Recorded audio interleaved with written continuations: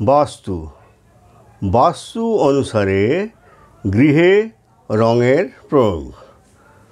নমস্কার বন্ধুগণ, আশা করি ঈশ্বরের কৃপায় আপনারা সবাই ভালোই আছেন। আমি রামপ্রসাদ ব্যানার্জি কলকাতা থেকে বলছি। আজ আমি বাস্তু অনুযায়ী ঘরের বিভিন্ন রুমের নির্দিষ্ট রঙগুলি নিয়ে আলোচনা করব। বাসগৃহে রঙের প্রয়োগ একটি গুরুত্বপূর্ণ বিষয়।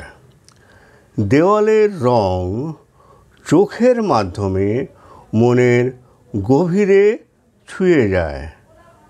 ঘরের ভেতরের সাজসজ্জা ও রঙের সঠিক মিল থাকলে গ্রহ নক্ষত্রজনিত বাধা ও বাস্তুদোষ দূর হয়।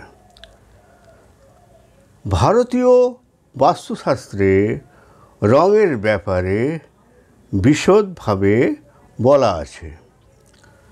বাড়ির প্রতিটি ঘরের জন্য নির্দিষ্ট রং ব্যবহার করা উচিত। যেমন বসার ঘরের রং হলুদ, সবুজ ও নীল রঙের উপযোগী।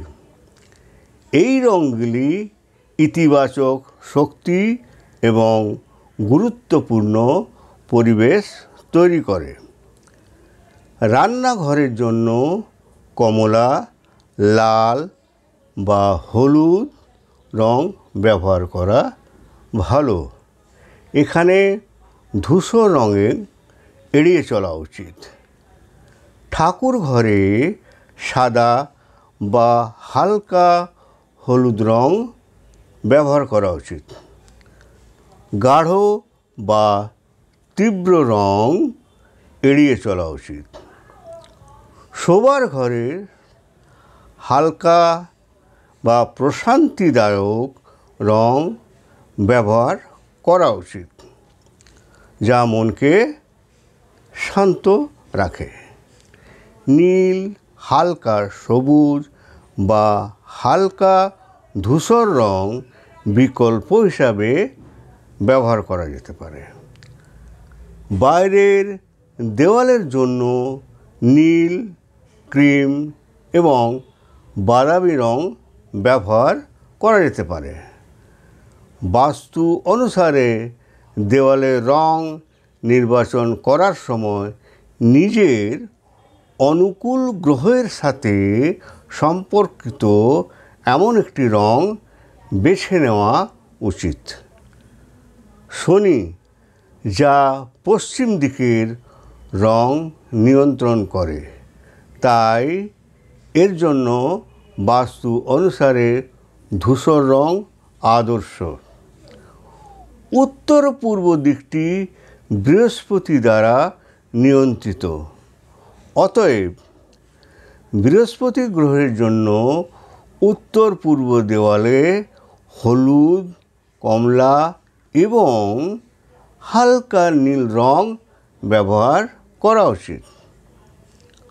অতএব দেখা যাচ্ছে গৃহকর্তার জন্মকুণ্ডলী ও রাশির বিশ্লেষণ করার পর রাশি অনুযায়ী রঙের ব্যবহার সবচেয়ে ভালো ও উপযোগী হয়ে থাকে। বাস্তুর জন্য আজকের টিপস। বাস্তুর মতে বাড়ির ছাদ কোনোভাবে সমতল যেন না হয়। অবতল হওয়াই ভালো, যাতে বৃষ্টির জল জমতে পারবে না।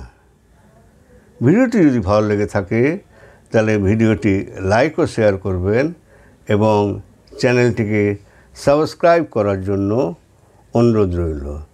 ধন্যবাদ।